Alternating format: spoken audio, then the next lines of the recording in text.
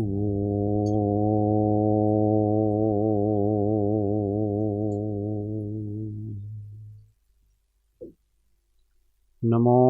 अरिहन्ताणं नमो सिद्धाणं नमो आयर्याणं नमो उवज्जायाणं नमो लोये सव्वसाहुणं तेसो पञ्चणमुकारो सव्वपावपणासण मङ्गलाणं च सव्वेसिं पडमं हवै मङ्गलम्।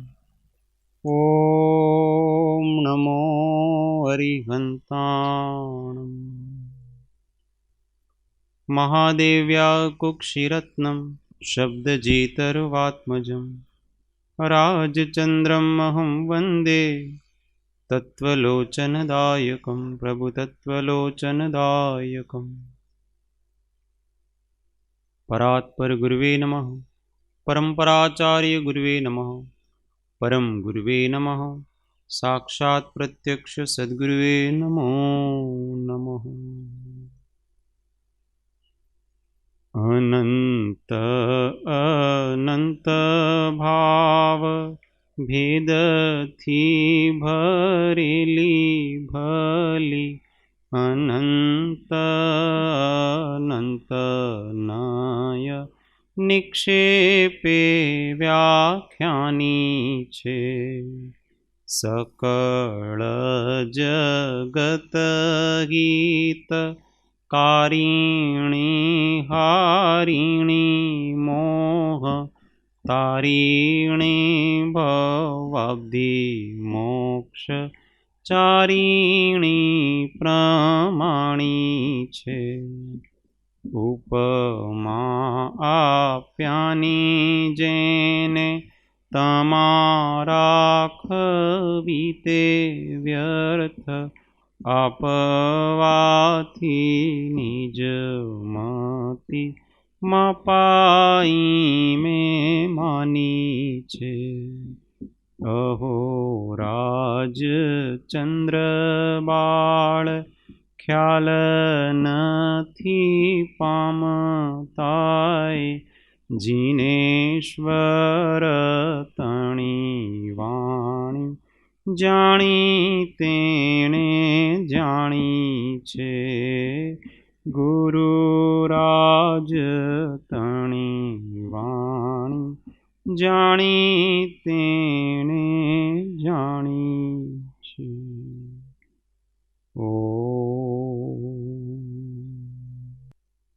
जय सद्गुरुवंदन। जय जय।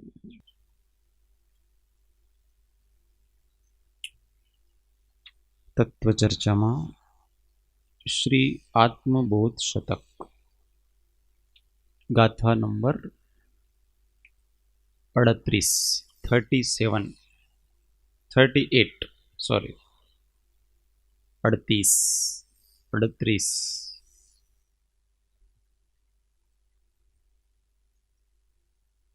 एक एक लेटी झेलवानी छे।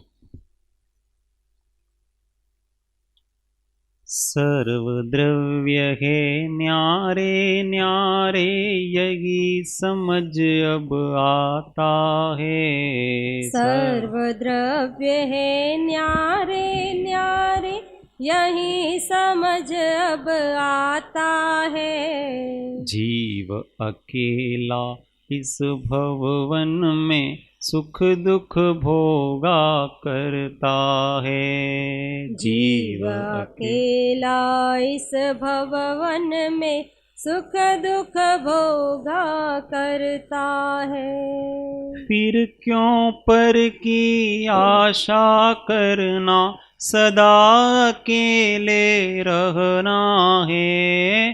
फिर क्यों पर की आशा करना सदा अकेले रहना है। स्वसन्मुख दृष्टि करके अब अपने में ही रमना है। स्वसन्मुख दृष्टि करके अब अपने में ही रमना है। सर्वद्रव्य है न्यारे न्यारे, यही समझ अब आता है।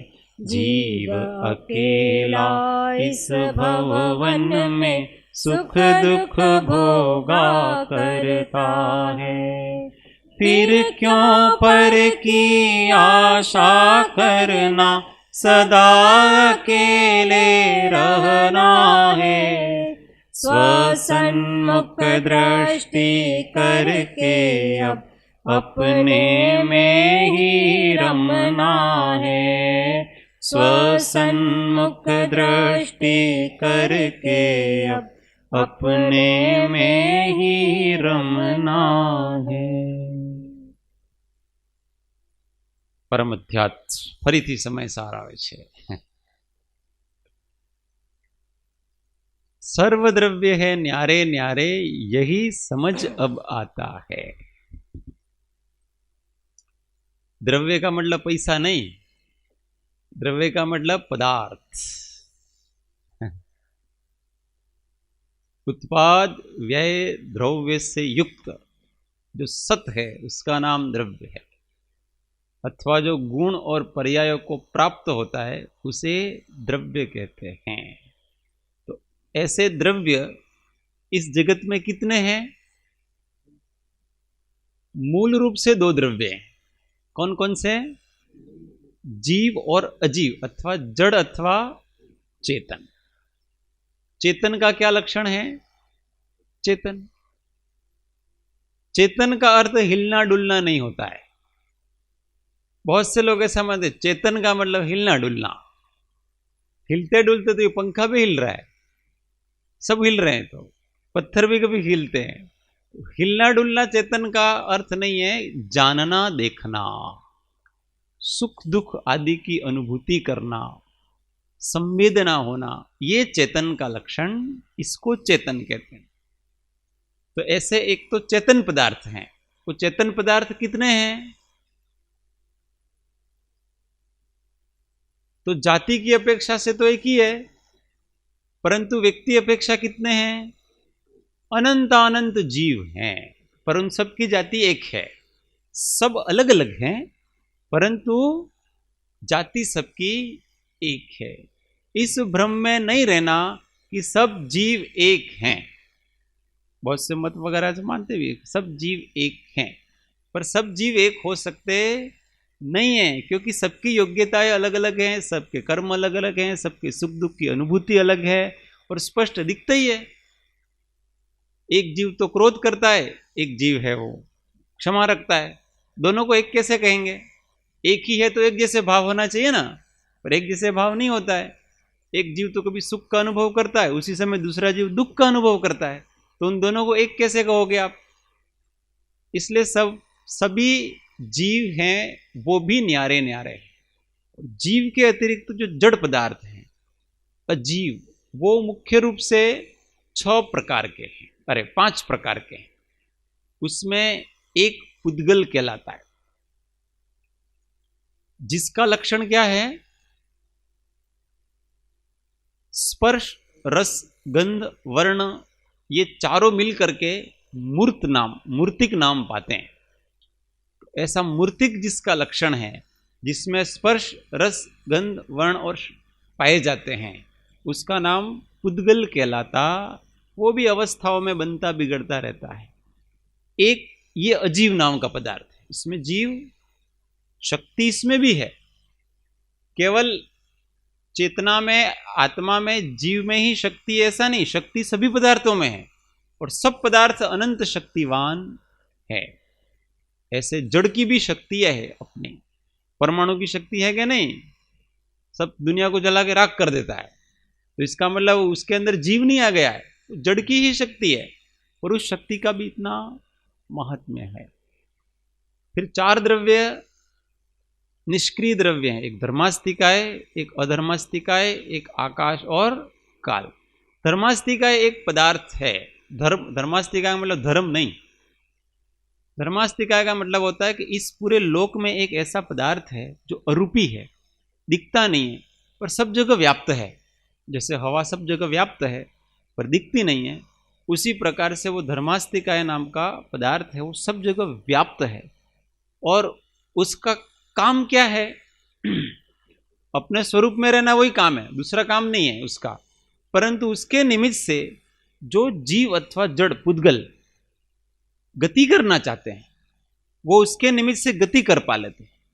जैसे पानी है, वो मछली को तैरने में हेल्प कर देता है, ऐसे वो धर्मास्तिकाय है, वो गति करने में हेल्प कर लेता है। एक वो पदार्थ हुआ। इसका ठीक विपरीत अधर्मास्तिकाय नाम का पदार्थ है। वो भी सारे लोक में हवा की तरह व्याप्त है, अरूपी है, दिखता नहीं है, अनुभव नहीं कर सकते अपन उसको, परंतु उसके लक्षण से उसका अनुमान लगा सकते हैं, उसके कार्य से। उसका कार्य क्या है कि जो जीव अथवा पुद्गल स्थिर रहना चाहता है तो उसको स्थिर रहने में सहायता करता है। अगर ये अधर्मास्तिकाय नाम का पदार्थ नहीं हो तो कोई पदार्थ गति करता है तो वो गति ही करता रहता है, कभी ठहर नहीं सकता वो। पर ठहरने में निमित्त ये अधर्मास्तिकाय नाम का पदार्थ होता है, वो भी दिखता नहीं है। एक आकाश नाम का पदार्थ है। आकाश का मतलब होता है अवकाश, स्थान देना जिसका लक्षण है, ऐसा एक सत्ताभूत पदार्थ जो सब जगह व्याप्त है। हम आकाश में ही रहते हैं। हम कहाँ रहते हैं? आकाश का मतलब ऊपर देखता है व्यक्ति, ऊपर है वो आकाश नहीं है। सब जगह आकाश ही व्याप्त है, जहां भी खाली जगह दिखते हो वो आकाश है। ऊपर जो दिखता है वो क्या है? नीला नीला, नीला नीला आकाश है क्या? हाँ, बादल नहीं हो तो आकाश तो दिखता ही है ना, नीला नीला। क्या दिखता है वो? बिना बादल के कुछ तो ऊपर दिखता है ना। अभी बाहर जाके देखो, कुछ तो दिखेगा ना अपने को ऊपर। तो वो क्या है? आकाश है कि नहीं? आकाश है। हाथ खड़े करो भाई, आकाश। भाई नीला नीला मतलब अभी ऐसा बताया कि जिसका आकाश का लक्षण तो अरूपी है, तो आपको नीला नीला दिखता है, तो वो आकाश कहां से हो गया? नीला लक्षण तो पुद्गल का है, कोई वर्ण तो लक्षण पुद्गल का है। तो आप आकाश को देख के देख सकते हैं, क्योंकि आकाश अरूपी है।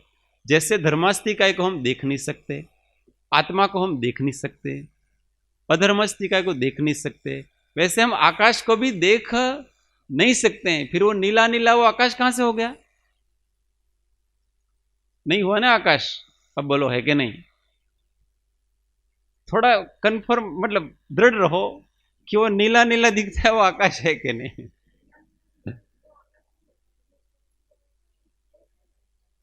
पर हमने तो यूं कहा कि ऊपर जो नीला नीला है वो क्या है, ऐसा पूछा था हमने। खाली जगह ऐसा थोड़ी पूछा था। नीला दिखता है वो क्या है? भ्रम। वो भ्रम कहते हैं। दिखता है वो भ्रम कैसे हो सकता है?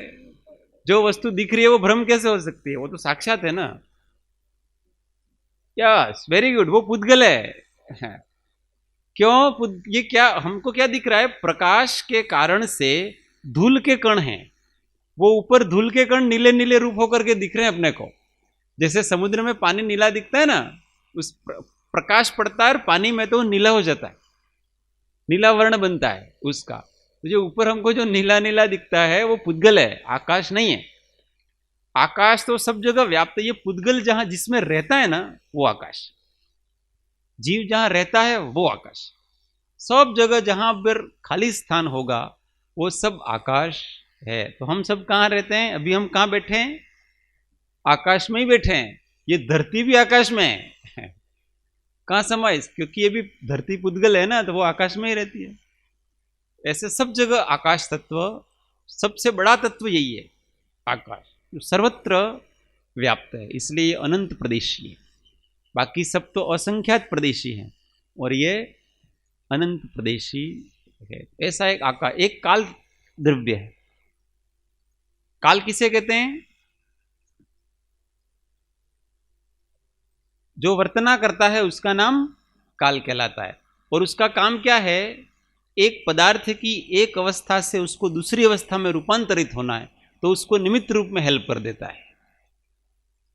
कोई भी पदार्थ, कोई भी पदार्थ हो, जीव हो, पुद्गल हो, स्वयं आकाश हो, धर्मास्तिकाय, अधर्मास्तिकाय, कोई भी पदार्थ हो, उस पदार्थ को एक अवस्था से दूसरी अवस्था में जाना है तो उसको काल चाहिए। वो काल उसको निमित्त रूप से सहायता कर देता, उसका नाम काल कहलाता है। वो कुछ नहीं करता है, ये घड़ी क्या करता है बताओ। परंतु जैसे ही 9 बजते हैं, 9 में 10 कम होते हैं, तो करसन काका अपने आप उठते हैं और क्या करते हैं, वो बेल बजाते हैं। किसने करवाया ये सब काम? किया तो सब करसन काका ने, पर वो घड़ी वहां बैठी बैठी सब कराती है। सबको 9 बजते तो यहां दौड़ के आते हैं, फिर पूरा हो जाता 10, सवा 10, 10:20 हो गए, इसलिए मेरा बोलना बंद। किसने कराया ये? काल अपनी जगह है, कुछ करता नहीं है, पर उस काल के कारण से वस्तुओं की अवस्थाओं में परिवर्तन अपने आप होता रहता है। हम इतने छोटे थे, बड़े हो गए, काल पाकर के ही हुए ना। बीच में काल नहीं होता तो हम बड़े कैसे होते? बड़े नहीं हो सकते। तो वो उसका अनुमान लगाते हैं उससे काल। वास्तव में काल एक स्वतंत्र द्रव्य है, वो एक अणुरूप में है और अपनी जगह वर्तना करता रहता है, किसी के पास जाता नहीं है, किसी को कोई बदलने की प्रेरणा करता नहीं है, पर उस काल का निमित्त पा करके सब अपना अपना परिणमन करते रहते हैं। ऐसा काल नाम का भी एक पदार्थ है। असंख्यात प्रदेश, एक प्रदेश है और असंख्यात कालाणु है, ऐसा समस्त लोक में वो भी व्याप्त है। वो भी अरूपी है, वो भी दिखता नहीं है। ऐसे ये षट द्रव्य बताए। बाकी जितने भी द्रव्य हैं वो सब इन षट द्रव्यों में आ जाएंगे। आपको शब्द मानना तो शब्द ने, बाकी सब इस षट द्रव्यों में आ जाते हैं। और ये 6 द्रव्य हैं, वो सब अलग अलग हैं। अब ऐसा समझ में आता है इसको। हाँ, ज्ञानी हो गए ना, इसलिए इनको ऐसा समझ में आ रहा है कि सर्व द्रव्य है न्यारे न्यारे, यही समझ अब आता है। कोई किसी का करता हरता नहीं है, सब काल अपने को सब कराता है। कली काल आ गया ना, इसलिए ऐसा हो रहा है। तो काल ने हमको कुछ कराया? लोगों की बुद्धि क्यों बिगड़ गई?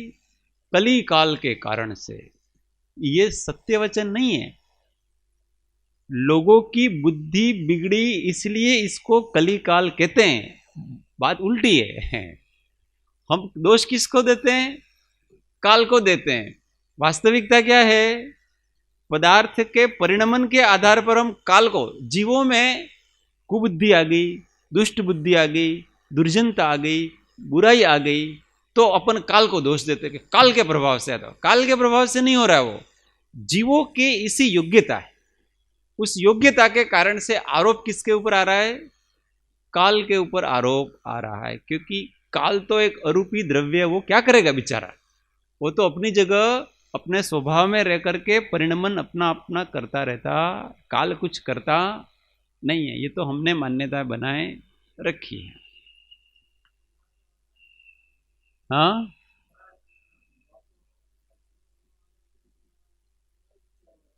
तो काल का प्रभाव नहीं है वो, तो भगवान समूह शरण में जाओ तो वो तो भगवान का प्रभाव है, पुद्गल का प्रभाव। भगवान के वाइब्रेशंस निकलते हैं, वो पुद्गल है, काल नहीं हो।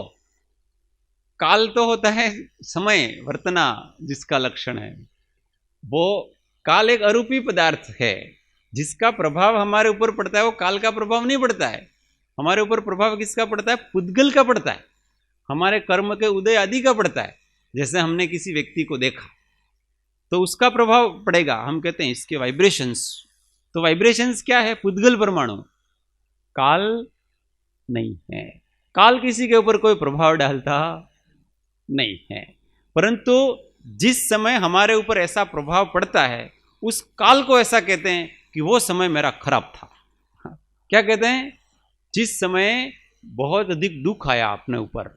जैसे किसी को कहते हैं ना कि 20 साल पहले हमारी स्थिति ऐसी थी, बहुत गरीब थे, खाने को रोटी भी नहीं थी, बच्चे भी भूखे मरते थे, ऐसा बहुत गरीबी थी हमारे परिवार में, वो समय बहुत खराब था।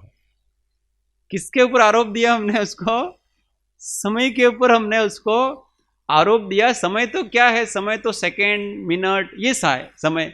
अब ये क्या अच्छा नहीं है, क्या बुरा? ये तो कोई बुरा होता नहीं और अच्छा होता नहीं है, पर उस कालखंड में हमारी परिणति बुरी थी, इसलिए हमने उपचार किसको किया, उसका आरोप किसके ऊपर लगाया, उस काल के ऊपर, क्योंकि वो बेचारा वो तो बोलता नहीं है, इसलिए आरोप लगाओ। जो कुछ बोलते नहीं है, कुछ करते नहीं, उसके ऊपर कुछ भी आरोप लगा दो, कुछ नहीं। किसी व्यक्ति के ऊपर आरोप लगाओ तो पता पड़े कि 20 साल पहले तूने मेरे को ऐसा किया था, तो पता पड़ेगा कि तो वो आपको प्रतिक्रिया करेगा, वो मारने के लिए, मैंने थोड़ा किया। फिर वो नहीं तूने कुछ नहीं किया, मेरा समय ही खराब था, फिर समय के ऊपर आ जाता है। पर व्यक्ति ये नहीं समझ पा रहा है कि उस समय मेरी परिणति खराब थी, ये मेरे कर्मों का फल था, ये मेरी योग्यता इस प्रकार की थी। ऐसा है तो फिर क्या बात है। कोई ऐसा कर दे, जैसे शायद उनके कहने का मतलब ऐसा कि जैसे कलयुग है, ये छठा आ रहा है, चौथा आ रहा है, तो उसमें नहीं कि भाई उसमें सब सुख होता है, जैसे सूक्ष्म सूक्ष्म, वही तो बताया ना, छठा आ रहा, ये आरे क्या है, काल तो एक शुद्ध द्रव्य है, ये आरे कल्पना हमने की है, कल्प नाम ही कल्प ऐसा दिया हमने। कल्प का मतलब होता है कल्पना करना, कि जिस समय अधिक पुण्यवान जीव होते हैं उसको हम सतयुग कहते हैं, अथवा जैनिज्म की भाषा में सुषमा सुषमा, पहले 3 काल, उसको सतयुग कहा जाता है। सुषमा सुषमा मतलब जहाँ सुख ही सुख हो, दुख रंज मात्र नहीं हो, ऐसे पुण्यवान जीव होते हैं। अब उनको क्या है कि कल्प वृक्षों से ऑटोमेटिक अपने जीवन की सुख सुविधाएं मिल जाती है, कोई मेहनत नहीं करनी पड़ती जरा भी, तो वो पुण्य कमा के आए हैं। इसीलिए वो सब जहां इकट्ठे हुए वो लोग, उसका नाम सुषमा सुषमा काल रखा।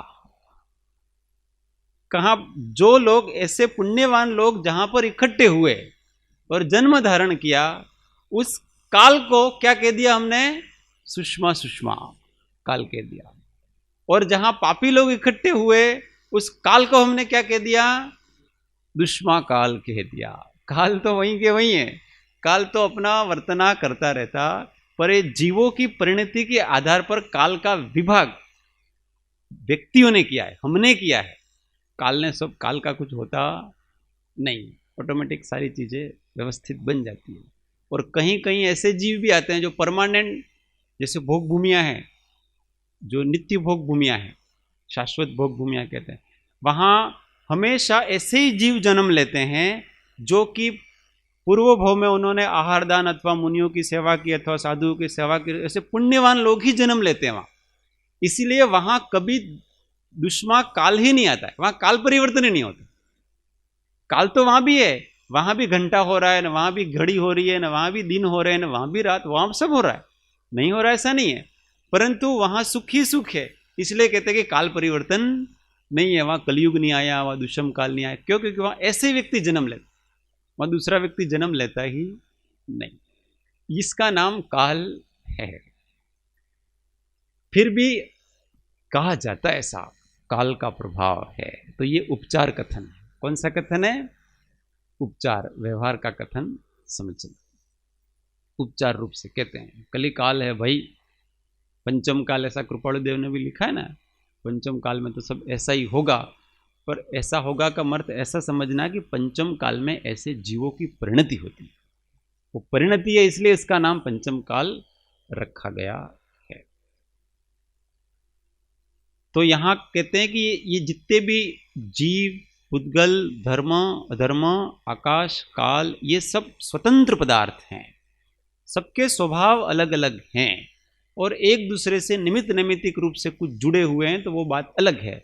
बाकी सबका अपना अपना स्वतंत्र अस्तित्व है, कोई भी दूसरे के कार्य में इंटरफेयर नहीं करता है, सब अपने अपने में मस्त हैं। अब कहते हैं कि जीव अकेला इस भववन में सुख दुख भोगा करता है।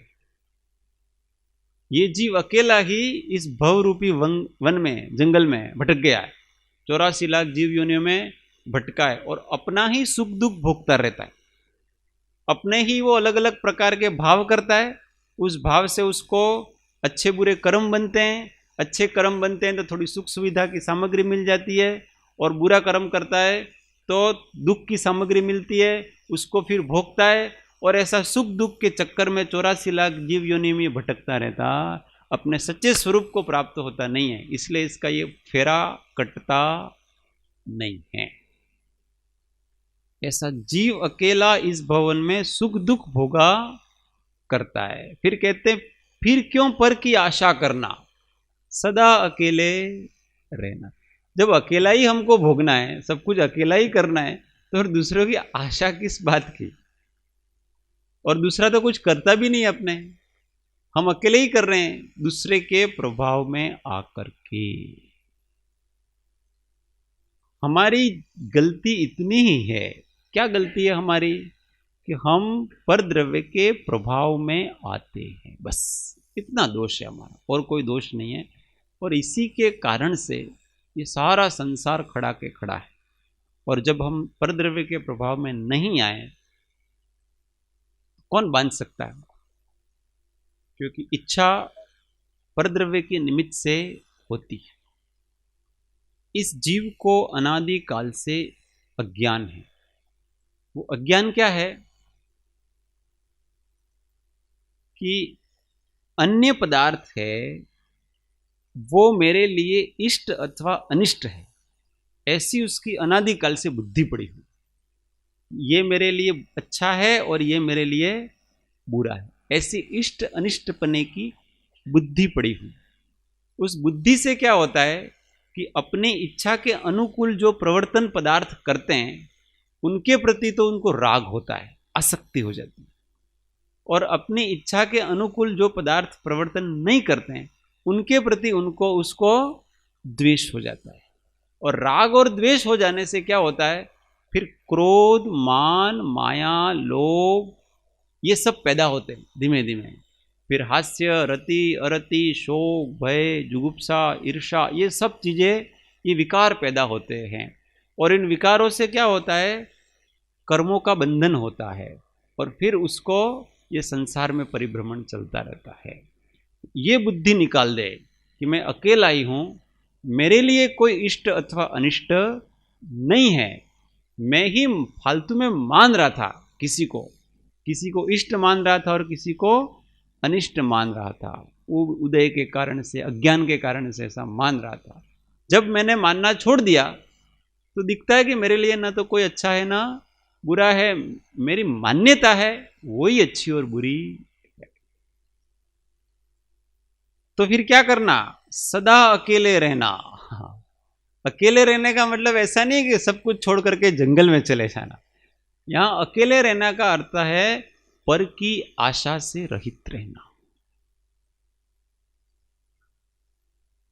इस संसार में कोई भी जीव मुझे बचा लेगा, इस भ्रम में नहीं रहना। कोई भी मुझे कुछ दे सकता है, इस भ्रम में नहीं रहना। हमारे वैसे कर्म का उदय है तो हमको वो जीव बचा सकता है, दे सकता है, ले सकता है, सब कुछ कर सकता है। ये कोरोना कितना भी भयंकर हो, पर इस भ्रम में नहीं रहना कि ये किसी की जान ले सकता है।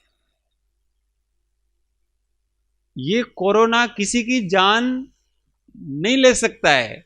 किसकी जान लेगा ये, जिसके आयुष्य कर्म खत्म होने आया है ना, उसकी जान लेता है, ऐसा देखा जाता है। ऐसा व्यक्ति को निमित्त रूप से देखा जाता है। आयुष्य पूरा हो गया तो किसी न किसी बहाने मरना है। कोई मलेरिया से मरता है, कोई कोरोना से मरता है, कोई टीबी से मरता है, कोई कैंसर से मरता है, कोई ऐसे बैठे बैठे ही मर जाता है। कुछ रोग नहीं है तो भी अब मौत के अनेक बहाने होते और जीवन रक्षा के भी अनेक सहारे होते। किसी का जीवितव्य बाकी है, आपने पूर्व भव में जो भी आयुष्य कर्म बांधा है उसके निषेक बाकी हैं, तो भयंकर जंगल में चले जाओ, पहाड़ के नीचे गिर जाओ, समुद्र में गिर जाओ, बिजली गिरे, आपके हाथ पैर कट जाएं, तो भी वापस व्यक्ति जीवित होकर के आ जाता है। कोई मार सकता नहीं। मगरमच्छ के मुंह में भी चले जाओ ना तो भी वापस निकल जाएगा, हाथी के मुंह में भी चले जाओ ना तो भी वापस निकल जाएगा। तो ये सब आयुष्य कर्म का कमाल है, सब अपने उदय से होता है। तो फिर डरना किस बात का, जब वस्तु का स्वरूप ही ऐसा है तो फिर डर किस बात का। डर मात्र किसका है, व्यक्ति को भय अज्ञान नो छे, ऐसा कृपाल देव कहते हैं। भय किसका है, अज्ञान के कारण से सारा का सारा भय है। जब तक हमने वस्तु के स्वरूप को, सत्य को जाना नहीं है, तब तक हमारी बुद्धि भ्रमित रहती है और उससे अंदर अंदर एक अज्ञात डर रहा करता है। और जब जान लिया, कृपालुदेव के जीवन में घटना, रात का समय था, वो ऐसे जंगल में ध्यान करके लौट रहे थे, किसी गांव के पास में बाहर जंगल जैसा था, वो लौट रहे थे। उनके साथ कोई एक और था। तो अंधेरा था, पर अंधेरे में बहुत सारे लाइट मतलब मशाल दीपक जल रहे थे, सामने दिखे बहुत सारे एक साथ। अब उनको वो साथ में था, उसको हुआ ये कोई देवी चमत्कार लगता है, देखो भूत प्रेत आ गए, इतने सारे रात को दिए जंगल में कहां से लगे, जंगल में दिए लग रहे, ये कोई माया हो रही है। फिर उन्होंने कहा कि ऐसा है, जाने देखे बगैर, सत्य की परीक्षा किए बगैर डरने की जरूरत नहीं है। वो क्या अपने तो चलते हैं यहाँ से, डरने की जरूरत नहीं है, पहले परीक्षा तो करोगे ये है क्या, तो मैं तो नहीं जाऊं। उन्होंने कहा तू मेरे पीछे पीछे चलो, और वो आगे गए। अब जैसे जैसे आगे बढ़े तब वैसे वैसे पता चला कि बहुत से लोग जा रहे थे एक मुर्दे को लेकर के शमशान में, और रात का समय था इसलिए सबने मशाले जला रखी। अब जैसे ही पता पड़ा कि वस्तु स्थिति तो ये है, फिर उस समय कृपालुदेव ने कहा कि भय अज्ञान नो छे, तेरे को पहले अज्ञान था इस बात का, इसलिए तू डर रहा था। अब जैसे वस्तु स्थिति तूने जान ली तो अब डर होता नहीं। इसी प्रकार जीव को एक अज्ञान है। क्या अज्ञान है? मृत्यु का।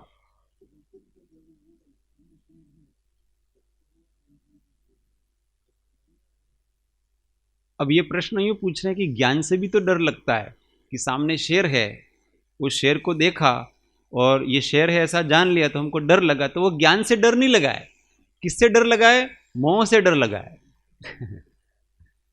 डर किससे लगा है? ये मेरे शरीर को खा जाएगा, मुझे मार देगा, वो मोह का डर है। अगर उस समय ज्ञान हो ना तो डर लगेगा ही नहीं आपको। ये सामने वाला जो दिख रहा है वो ज्ञेय है, शेर नहीं है। क्या है? ज्ञेय पदार्थ है, शेर नहीं है, मैं ज्ञाता हूं। और आज अगर इसके निमित्त से इस देह में से आत्मा निकलना है तो इसके निमित्त से निकलेगा, इसमें क्या दिक्कत है? इस शरीर में से आत्मा जाना है, एक दिन तो जाना ही है। अब शेर के खाने से जाए कि सांप के काटने से जाए कि कोरोना से जाए कि टीबी से जाए कि कैंसर से जाए कि किसी से भी जाएगा ना। और अगर आज इस देह का आयुष्य पूरा हो गया है तो इसको कौन बचा सकता है? कोई भी तो नहीं बचा सकता है। ऐसा ज्ञान है वो निर्भय बना देता है, और जो डरा रहा है वो अज्ञान है, वो डरा रहा है वो मोह है। अरे ऐसा अज्ञान बैठा हुआ है अच्छी तरह से जीवों में कि मैं मर जाऊंगा, पर मृत्यु वास्तव में वस्तु क्या है वो किसी को पता ही नहीं। इस संसार में सबसे बड़ा झूठ कोई हो ना तो मृत्यु है। सबसे बड़ा झूठ संसार में क्या है? मृत्यु। क्यों है ऐसा? क्योंकि वास्तविकता यह है कि मृत्यु किसी भी पदार्थ की होती ही नहीं है। क्यों? क्योंकि जो सत होता है उसका कभी विनाश होता, असत की उत्पत्ति नहीं होती है, और सत का विनाश नहीं होता है।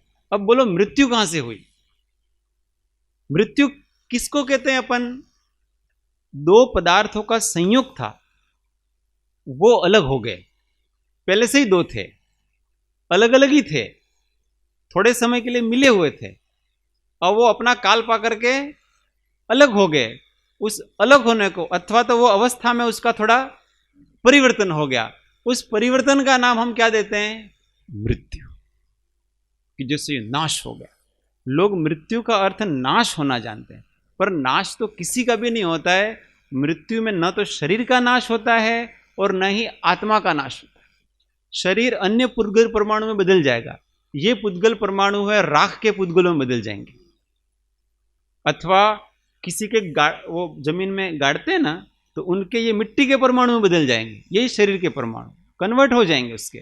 परंतु इन परमाणुओं का नाश होता, इस जगत के एक भी परमाणु का नाश नहीं होता, और आत्मा का भी नाश नहीं।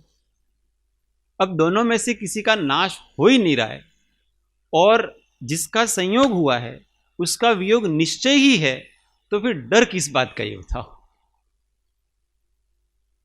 ऐसा ज्ञान अगर जिसके पास है वो डरेगा कि नहीं डरेगा? काहे क्यों डरेगा वो? पर ऐसा ज्ञान नहीं है, अनुभवात्मक ज्ञान नहीं, श्रद्धा नहीं है। ज्ञान तो सबको है, सब कहते हैं एक दिन तो मरना ही है, पर अंदर वो डर है ना, वो जा नहीं रहा है। अरे यार, वो मरना तो है पर इतनी जल्दी थोड़ी, कहीं ना कहीं वो अटकता है। ज्ञानी तो हमेशा मरने के लिए भी तैयार हैं और जीने के लिए भी तैयार है। ये ज्ञानी का लक्षण है कि उनको मरने की इच्छा नहीं है, जीने की चाह नहीं है। मृत्यु आज आए तो आए, क्या दिक्कत है? मृत्यु कोई चीज ही नहीं है। और जीवन भी क्या है? जीना भी नहीं है, परंतु मरना भी नहीं है। न जीना है ना मरना है। हमको तो क्या करना है? ज्ञाता दृष्टा रहना है, अपने स्वभाव में रहना है। अपने स्वभाव में रहना, इसका नाम जीवन है। तो जब तक ये पर्याय है तब तक इस पर्याय का लाभ उठाओ, भरपूर लाभ उठाना। मतलब क्या है? खाओ पियो मौज करो नहीं, अपने स्वभाव को साधने का लाभ उठाओ। अपने स्वभाव को साधना, अनादिकाल से जो अपना स्वभाव है वो कर्मों के आवरण से, राग द्वेष क्रोध मान माया से आवृत हो गया है, तो उसको साधो। फिर से नया जन्म नहीं लेना पड़े, फिर से मृत्यु नहीं हो, फिर से किसी के गर्भ में नहीं जाना पड़े, फिर से इस संसार में रखड़ना नहीं पड़े। उसके लिए क्या है? स्वभाव की सिद्धि करनी पड़े। एक बार स्वभाव की सिद्धि कर ली, स्वभाव की सिद्धि करने का मतलब यही होता है समस्त प्रकार की तृष्णाओं से मुक्ति पा ली। जिसने समस्त प्रकार की आशाओं से जिसने मुक्ति पा ली, उसका फिर से जन्म नहीं होता है। क्योंकि जन्म का मूल क्या है? आशा। वासना जहां बाकी रहती है, कर्म का नाम ही वासना है। जहां थोड़ी सी भी वासना बाकी रह गई है तो उसका फिर से जन्म होता है। और जिसकी किंचित भी वासना बाकी नहीं है, उसका फिर से जन्म होता नहीं है। तो जो जन्म का कारण है और जन्म से मृत्यु है, उनको मिटाने के लिए क्या करना? जीव को वासनाओं को छोड़ना, जगत की इच्छाओं को छोड़ो, और वो आत्मज्ञान से होता है। वास्तविकता में इच्छा से मुक्ति किससे होगी? आत्मज्ञान से होगी। अपने स्वरूप को जो पहचानेगा, साक्षात्कार करेगा, तब जाकर के बाकी सब चीजें को प्रति उदासीनता आएगी, एकदम दूर की लगेगी, झूठी लगेगी, असार लगेगी। तो अंदर की वासनाएं धीमे धीमे ऑटोमेटिक, मैं किस में उलझ रहा था, उलझने जैसी कोई चीज, मैं जिसमें प्रसन्न होता, राग कर रहा था, वो तो वस्तु ही नहीं है। जिसमें मैं राजी हो रहा था वो तो कोई वस्तु ही नहीं है। जो अवस्तुएं हैं, असार हैं, उनमें मैं राजी हो रहा था और राग द्वेष बांध रहा था। ऐसा सच्चा आत्मज्ञान प्रकट होता है। इसका नाम अकेले रहना है। सदा अकेले रहने का मतलब क्या है? इसका नाम अनिच्छक होकर के तत्व दृष्टि से जियो। बहुत सारे हैं लोग अपने साथ, तो कोई दिक्कत नहीं, क्या दिक्कत है? पर हमें किसी की इच्छा नहीं। सब एक दूसरे से जैसे जिस प्रकार से कर्म का ऋणानुबंध हो वैसे मिलते हैं। नए कर्म नहीं बांधेंगे, नया राग नहीं बांधेंगे, नया द्वेष नहीं बांधेंगे। जितना है उतना अब चुकता करेंगे। और कैसे चुकता करेंगे? प्रेम से करेंगे, नफरत से नहीं। स्वसन्मुख दृष्टि करके अब अपने में ही रमना है, यही बात है। स्वसन्मुख दृष्टि करो और अपने में ही अपने रम जाओ। हर गाथा में एक ही बात कहेंगे, रिजल्ट। क्योंकि इस शास्त्र का नाम क्या है? आत्मबोध शतक। इसमें हमेशा आत्मा की तरफ जाने का ही बोध मिलेगा, अन्य जगह जाने का कहीं बोध मिलेगा नहीं। तो येन केन प्रकारेण जीव को इस संसार से मोह राग द्वेष इनसे छुड़ा करके अपने स्वरूप में लीन होने की बात हर एक गाथा में वो करेंगे। बार बार यही रिपीटेशन होगा, और ये रिपीटेशन हमारे लिए कल्याणकारी इस प्रकार से